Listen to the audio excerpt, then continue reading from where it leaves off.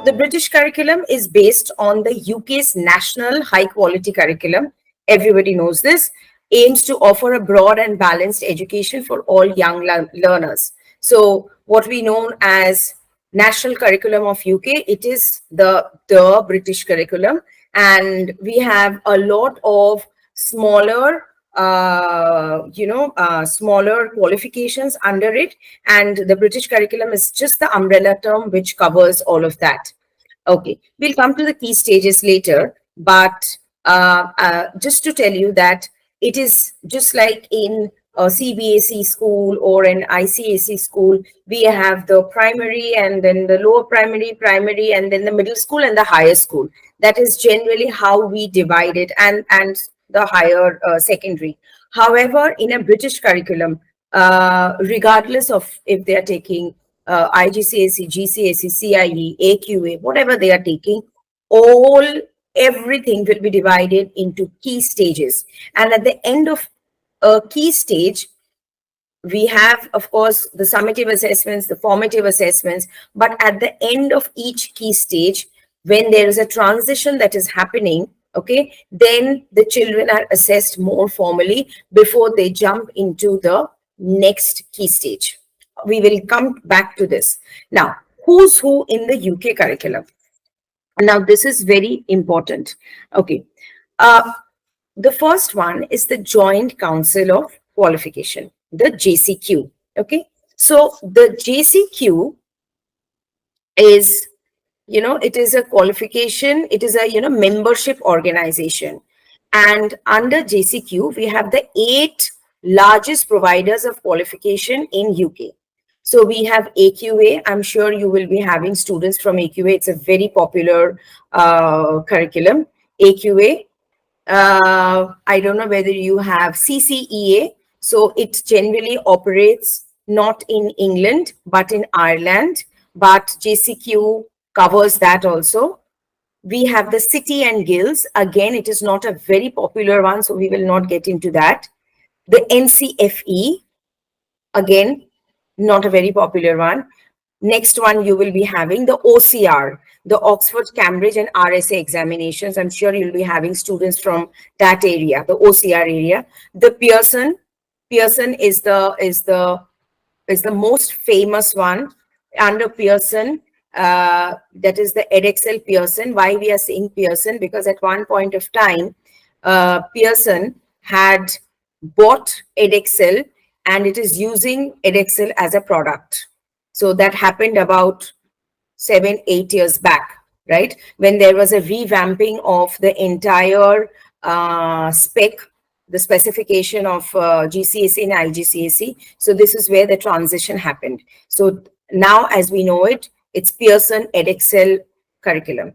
And of course, the SQA, I don't think so you'll be having many students from there. It is the Scottish Qualification Authority. And then there is one more, the WGEC, which is again Wales. It is the Wales you will not have. So the main ones that we need to remember are AQA, the OCR, the Pearson. Okay. OCR, you have the CIE under it, and the Pearson. So these are the main ones that operate in England. The others operate in UK, but some are in Ireland, some are in Scotland, some are in Wales, and in various other parts of UK. Okay, so what is JCQ actually? JCQ, they are responsible for setting and awarding qualification. So if you know that generally they send, updates, they send, like recently, I'm telling you, 2 years back, 1 or 2 years back, what happened is that they changed the formatting of the paper to English. Anybody who is teaching English will be knowing in higher classes in years 10th and 11, they changed a little bit of formatting in English. So that then, that is JCQ that is responsible for that. Then a few years back, for the A levels, again English. I'm giving constantly examples of English because I deal with English. So they had changed the portion for year 12 English poems. So that is again that the JCQ is doing. Then during the COVID times, they changed, they reduced they reduced the the portion for many of the subjects. Of course, literature was one of them, and if I'm not mistaken, they did it the same for some science subjects and a part of mathematics. So JCQ is doing all that, and they do not send any erratum messages to school. What you need to do is that you need to go to the website and you see the JCQ, how they have. Also, they are responsible for how exams are conducted in school, right? So there's a long list of things that needs to be there, documentation, all that JCQ does. One more thing that JCQ does is, for example, if you're doing year 11, that is case 4, if you're doing, you will notice that the paper 2, and if you're doing English, you will see that the paper 2 timing has changed. It was 2 hours and they added a minuscule 5 minutes to that. So 2 hours, 5 minutes. So that they changed. Then they have introduced coursework in many of the, like IGCSE and CIE, they have an option of doing either coursework or doing another paper. So all that is JCQ is doing. For science people, when the controlled assessments, it changed to core practicals. That is also JCQ is doing. So these are the things that, JCQ does. The next one that we see, any questions regarding this, please unmute yourself and please ask me before I go to the next one. Yeah. Any questions? I just wanted to know what is the basic criteria and for which like these 8 heads has been divided. Like it's based on the responsibility or it's something else? It is based on the responsibility. Yeah, it is based on the responsibility. Like if I go to the next one, Office of Qualifications and Examinations Regulation, like OFCAL. Now, OFCAL is a student-based thing. So they operate on behalf of the students of all ages, right? Like JCQ is focusing on the exam, on the timing, on how it needs to be conducted. They are like the spokesperson of these, these institutes.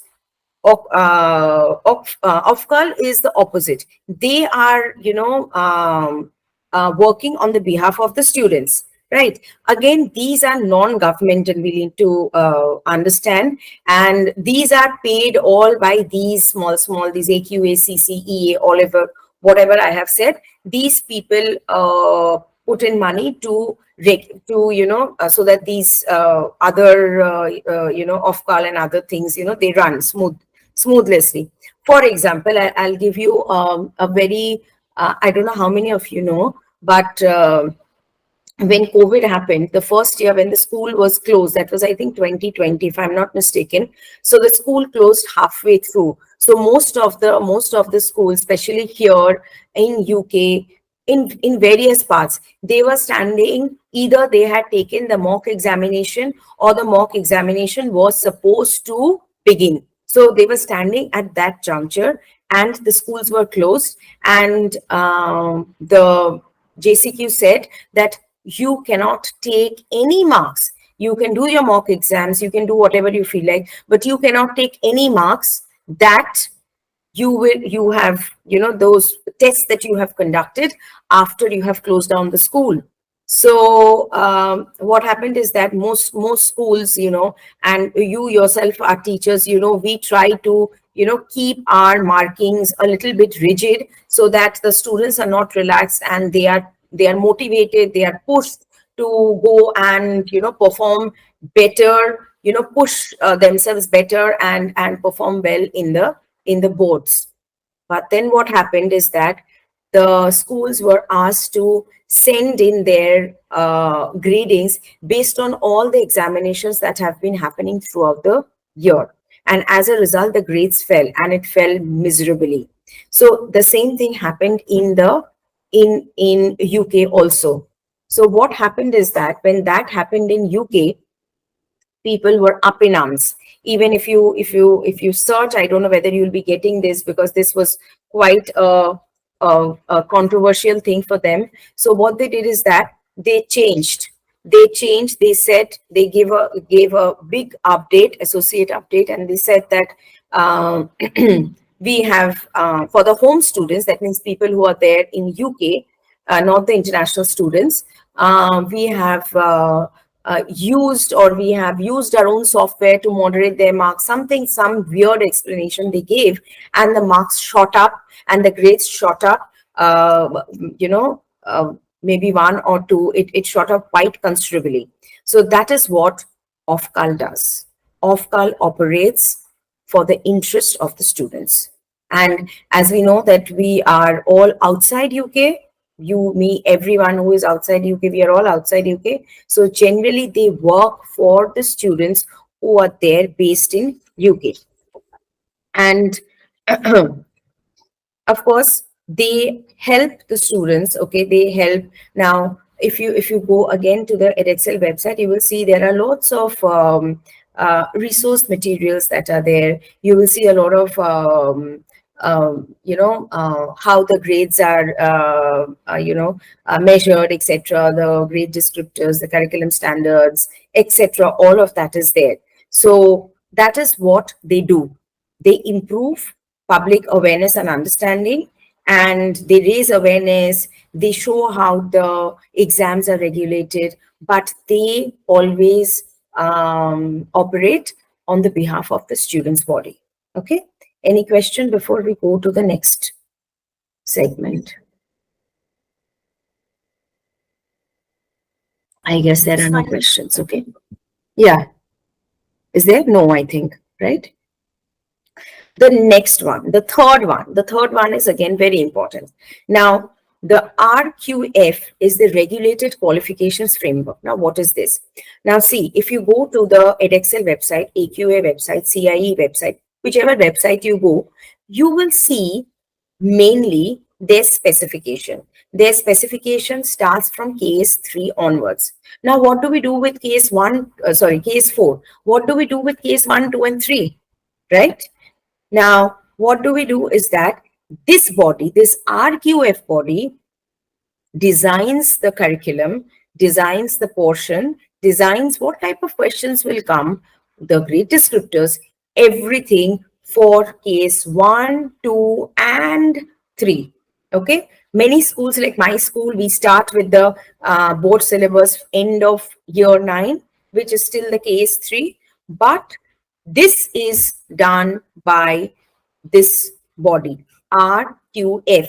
So all the EYFS, the early learning stages, all of that, okay, the smaller children, okay, for that, this regulated qualification framework is provided for these people, and they just focus on these people. So they will have a lot of focus on phonics, on reading, and on mathematics, because these 3 subjects are the core subjects as when we are operating in case 1 and case 2.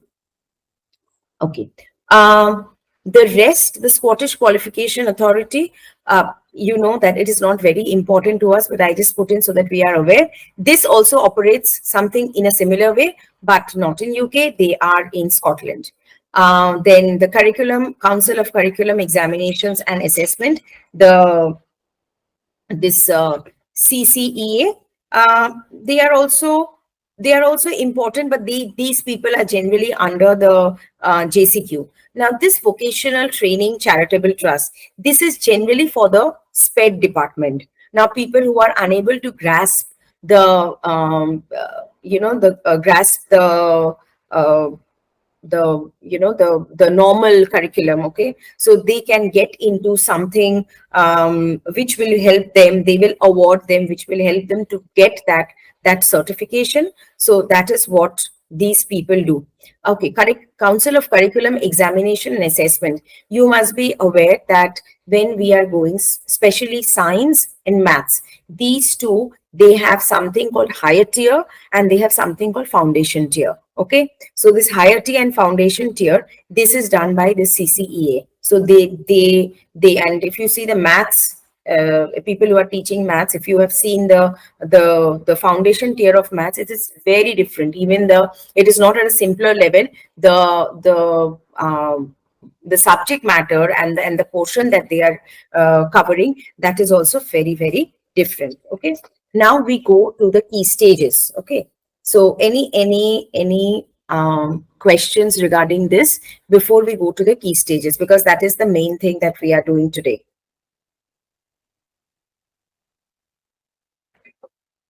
Can I just stop for a minute? Okay, and I'll get back to this.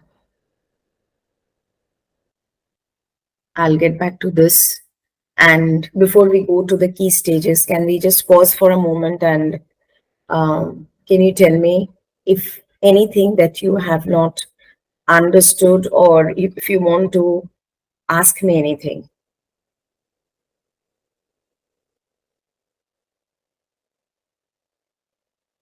Okay, fine. I guess that there are no questions. Now we'll go a bit slowly because this is the key stage that we have to cover.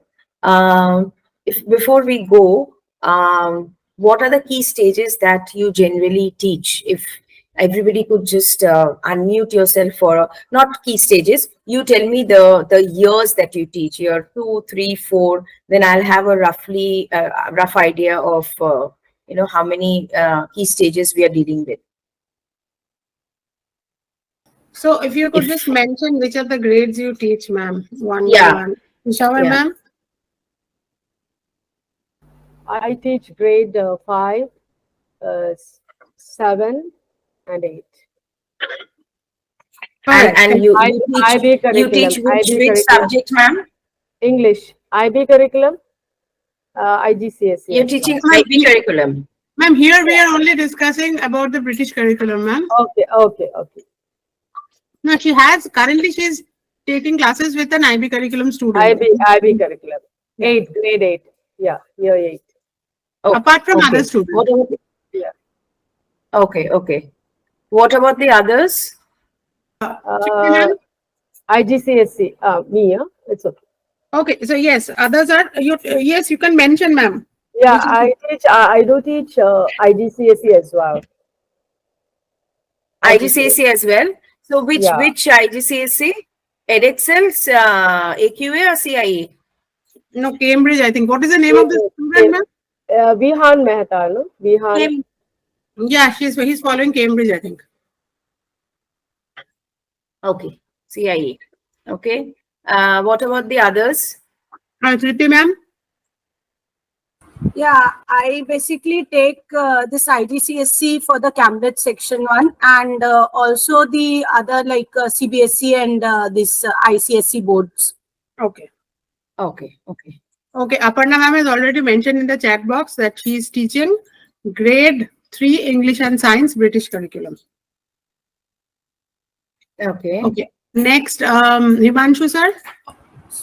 Yeah, so I took like 2 times like year like 7 and year 8 student like last year for the for one of the student from year 8 was from the IB curriculum.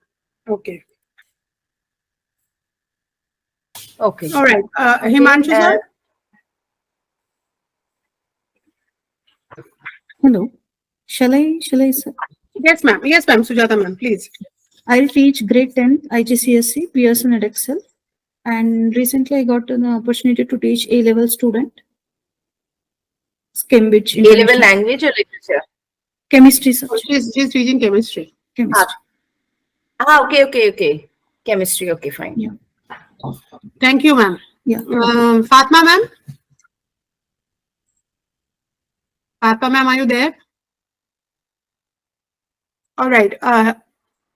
Aparna Tiwari ma'am has mentioned British curriculum, ICSE, CBSE.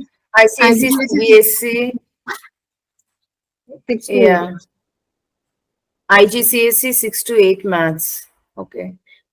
So IGCSE is a very broad term. Huh? There are many curriculums that come under IGCSE. It's a broad, like an umbrella term. Year 7, grade 7, math CBSE, okay. Okay. Okay, have we covered all? The Shompa ma'am and Fatma ma'am and Imanshu ma'am, I'm yet to receive a response from them. Fatma ma'am is teaching a lot of students. He teaches the lower Okay. grades. She teaches lower grades primary section, as we call in India. So it's mostly between grades 1 to 5 that she teaches, and she teaches for all curriculum. 9th to 12th. IGCSE board 9 to 12. Okay, Aparna ma'am, yeah. Yeah, yeah. Priya ma'am, IGCSE British curriculum 8, 10, and 11. Okay.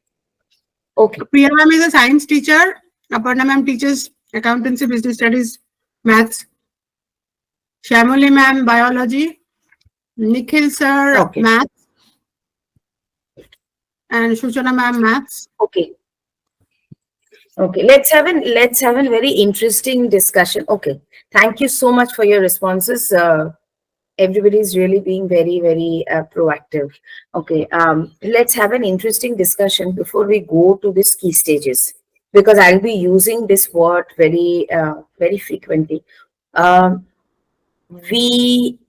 people have written grade, and I have been constantly using the word year. So is there technically any difference between grade and year?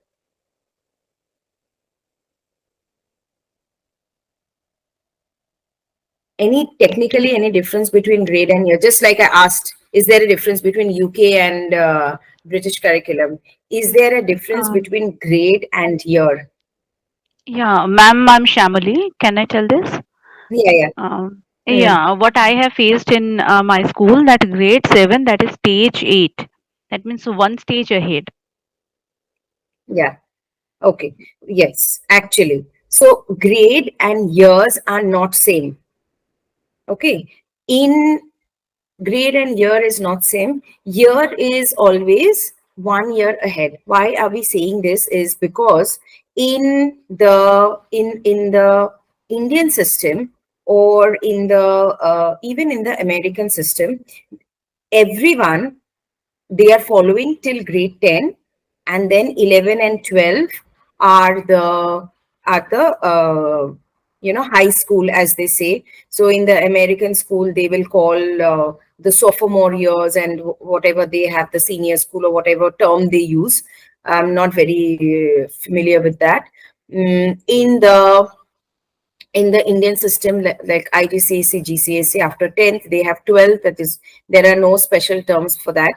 In the UK system, what happens is that they don't do grade, they say year, because the examination happens not at the end of year, I mean 10th, not at the 10th year, but it happens at the end of 11th year. So as opposed to all the other systems of education, it is not 10 plus 2, it is 11 plus 2.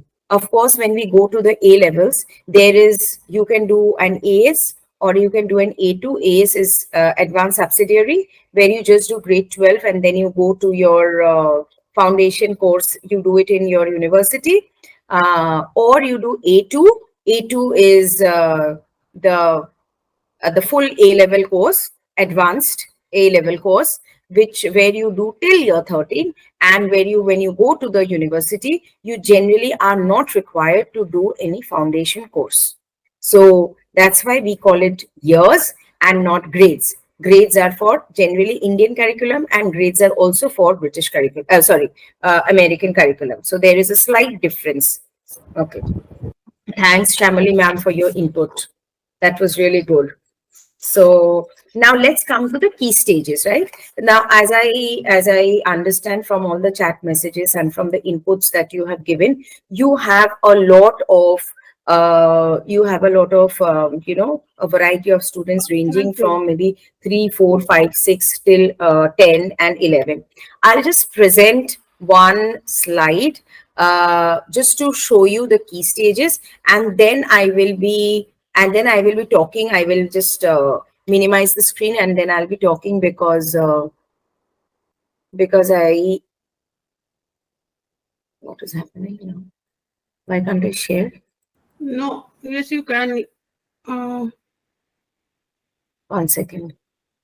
No, not this. Presenting entire screen. Yeah, why cannot I share? Now I can, yeah. Okay. Right. yes, you can share. You are able So, to. yeah, you are able to see, right? So Yes. we have, no, but I cannot. Okay. This we did. Now, this is the last part. This is actually the last part of, but there is a lot to say here. This one. So we have the early years, the case 1, case 2, case 3, and case 4. We are dealing with till case 4. And one of you have said that you have got an A-level student. We call it post 16. Okay. So this is generally the early years and key stages. I'll stop the screen sharing because with the screen sharing, I cannot see you and I cannot see myself also. So I will now talk so that, okay. Yeah. So in the British curriculum, a child is supposed to be in school, or UK curriculum, a child is supposed to be in school from the, from when that person is 3 years of age, 3 to 4. So those are called the early years, right? So that is generally a play school, as we know here also, or they are called the child minders or the preschool or the nurseries or the school reception classes. So these are the early years, right? Then when a child moves to 4 to 5 years, it is called the reception stage. Now, this reception stage is what we know as the early years foundation stage. I think everybody is aware of this term, EYFS, right? All of us are aware. What is it? What is your nursery following? EYFS system. So all the nurseries, okay, people who go into UK curriculum or people who are following this British system, they all follow the EYFS. Now, this EYFS, these are all registered with UK, okay? And what are the areas of learning here? The areas of learning is, we don't say we do English and maths and all that. They have different terms. We have communication and language. Okay. So the main thing is communication. We have a social development. If you know, UK curriculum puts a lot of focus on how a child develops socially, emotionally, and culturally. And that's why we have something called cross-curricular links, where the curriculum all comes, blended into one. But that we'll do it later. Physical development also, literacy, okay, maths of course, and art and science, because we also believe in the, the various needs of the students. Like some are visual learner. I don't know. Have you heard of the word VAC? The VAC that the UK curriculum follows, the VAC. No, ma'am. No, ma'am. Generally, at the beginning of the year, there's a little test that is done every year. In most of the schools, it is done various ways. Okay, they may or may not call VAC, but it is something that is done. So some are visual learners, some are auditory think learners, some are called kinesthetic learners. Excuse me, ma'am. I think it's called as diagnostic test. In our school, Yeah, I was it is a diagnostic test. Yeah, there are various types of diagnostic tests. So one diagnostic test is from which part of academics you will start. So this is the diagnostics test is also an umbrella term. The VAC is seeing how you will learn, differentiated learning, how you will learn. And one diagnostic test is from where you will start. So there are various types of diagnostic tests. So this is a VAC diagnostic step. And then the MLP is the mixed learning possibilities. So Anyway, so these things are done, and the child's progress is of course measured before the child goes to the KS1 and KS2. Now this is where we and you as a team, we start working, because this is where we get our children. The first one is the KS1. KS1 is years 1 and 2 only.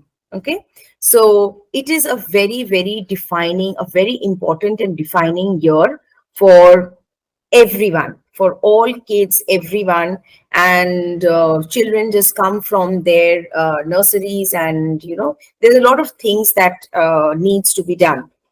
The main thing that is covered in KS1, that is in years 1 and 2, is English reading, English grammar, punctuation, spelling, and mathematics. These are the core subjects. Apart from that, yes, the PE is done, the PSHE, the moral education, etc., etc. That we are not concerned about. The 3 things are done. So if you get a child who is in KS1, the phonic reading is extremely important, as the mathematics literacy also. So ideally, by the end of KS1, they should be able to read 40 words at a go without stopping. So that is how they move from KS1 to KS2. So if they are able to read 40 words, then they specifics. This has been specified. Why I'm saying 40 words? This has been specified by the UK board. So then that assessment takes place, and then we move from KS1 to KS2. Now KS2 is years 3 to 6. Okay, so year 3, year 4, year 5, and year 6. These 4 years in school, right, they are called the KS2. Now KS2 is a stage where we already know that the children's phonics are introduced. We already know that the child has some mathematical literacy, but here we try to enhance. Remember, we were talking about the various, you know, JCQ, who will do what. This is where the RQF comes into focus. Now the RQF, right, they are defining the qualification in entry level term, this level term. So they define how much a person will study, how much the child will, what will be the test, and what is there. UK has also introduced a new test, which is a mandate. Now UAE, I know it is mandated in all schools, they have to do. However, for UK board, you have to do it in all UK curriculum schools. Here it is happening all schools, but generally it happens in, have you heard of the NGRT? NGRT test, which happens thrice a year, Form A, Form B, Form C. It is a national reading test. So it is a national, if you look up, you'll find. So one happens in the month of September. The second one, I think, in the month of Jan or Feb, if I'm not mistaken. The last one happened just in May. So there are 3. So that is to see the progression of the child, okay, from the A to B all over the, you know, throughout the year. So this is a new test they have introduced. I am sure that you are aware of what is CAT4 and what is GL. So those are also these benchmark IBT tests to, you know, to see how the child has, you know, done. Anyway, so after the phonics check, we come to key stage 2. As I told you that these are the 3 things that they are doing. Key stage 2 to focus more on phonics, more on reading, because they are very, very particular about reading. They have introduced this NGRT. The third thing, the third key stage that comes is the key stage 3. Key stage 3 is from year 7 and 9, or what we you know as grade 7 to 9, but we don't call it grade. So years 7 to 9. So when we are going to year 7, 8, and 9, we are officially introducing the national curriculum of UK. Okay. Now here they get a choice of subjects, and in 7, 8, and 9, generally they have to take a majority of subject, which comprises of English, math, science. Science is not there in KS2. Okay, it can be blended into the, each school has a has their own choice to blend it with maths or some social studies or something like that. But science as a subject is generally not there. Okay, but yes, they people start teaching science and it is blended. So, but science as in physics, chemistry, bio, history, geography, the foreign languages, anything else, physical education, etc., citizenship, and these are all introduced in this stage. That is the KS3 stage, key stage 3. Then we come to finally the key stage 4. Now, key stage 4 is the time when during this key stage 4, most pupils, okay, they work towards the national qualification. That is the GCSEs. Okay, so GCSEs, they can go into any they can appear into any type. And okay, one more interesting thing about UK curriculum is, like, for Indian curriculum is, when we are doing CBSE, our school is CBSE. When we are doing ICSE, our school is ICSE. However, in the UK curriculum, I can take maths IGCSE, I can take English GCSE, I can take science AQA, I can take something else, French maybe CIE. So since everything comes under the UK curriculum, so the schools have a choice to take whatever they want. So for example, my school does GCSE, that is the National Curriculum of England, for all subjects except ICT and computer science. For that, they follow IGCSE syllabus. Pearson only, but it is not a GCSE, it is the IGCSE syllabus. Okay, so it can be done. In many schools, they blend AQA and GCSE also. Sometimes they blend AQA and IGCSE of various types. So that is allowed, right? So depending on what they have taken, okay, they start following during the key stage 2, that is year 10. 10 and 11 is key stage 4. They start taking up the syllabus and the portion of GCSE. And there are now 2 types of subjects in GCSE. One are core subjects, and then there are foundation subjects. What are the core subjects? English, math, science. Okay, so again, core subjects, I'm saying English, math, science, but the subjects they cannot drop. They cannot drop. They can hate it, love it, but they can't ignore it. That is English, language, and mathematics. They cannot drop it. They can drop literature, they can take something else, but they cannot drop language. Science subject, they have to take up one science subject. That is essential. If a child does not want to go into science, but in order to get that GCSE certification, he or she must have one science subject, whether it's physics, chemistry, or bio, it doesn't matter, but one science is mandatory. That's why we call these subjects the core subjects. Next is the foundation subjects. Now, what are the foundation subjects? Computing, PSHE, that is the physical education, and citizenship. As I have told you before also, that British curriculum always aims for a holistic development of a child, and that's why it does not only focus on the core subjects, it also focuses on certain things which will help them in the outside world to deal with the world at large. Okay, so that's why computing, again, computing is divided into 2 parts: ICT, which is the easier one, and computer science, which is the tougher of the 2. So they have a choice between these 2. Then, of course, PSHE, which is the physical education, they are required to do that. And citizenship. Citizenship is very essential for them. They have to do it, because if they don't do it, then, sometimes, for example, if you don't want to do a citizenship, you can do religious studies. So again, that comes, optional. So either you do, you study Bible, or you study Islam or Hinduism, that is there, or if you don't want to do any of the religious studies, you do citizenship. So ideally, they are called the values education, and it is very, very important. Again, you cannot drop it. Apart from that, foreign language is very important. If you see the scope of foreign language that they have given, it's a huge. They have scope for Chinese. They have scope for, I mean, most of the important languages. French, of course, German. All those are there. So one foreign language needs to be learned.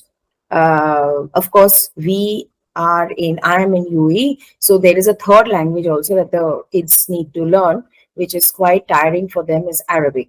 But they can drop it because there are no board examination per se for Arabic, so they can drop it. But a foreign language is must for them. And of course, they have other humanities and arts and all of that.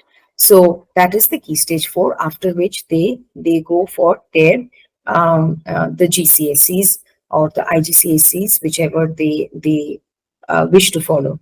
And finally, they go to advanced level. And I have told this before also, A level is also divided into 2 parts. One is AS, one is A2. AS is the advanced subsidiary, and A2 is the full advanced level where they complete. Now, with this, we come to the end of our workshop today, but I am hoping that you will have some questions for me about what we have done today. Ma'am, Any questions? Yeah. ma'am, actually, my question is different. Before I proceed with the question, let me take this opportunity to express my heartfelt thanks to you, ma'am. And your workshop has been incredibly valuable, and your insights thank you and so much. expertise have given us new perspectives and tools to enhance. Thank you so much. But I'm sure all of us are experts here. Teaching methods, ma'am. Ma'am, we really appreciate the effort and time Thank you you so much. dedicated to the making of this session highly informative and engaging. So thank you Thanks once a lot. again for sharing your knowledge with us. We look forward to applying what we have learned to improve our educational practices.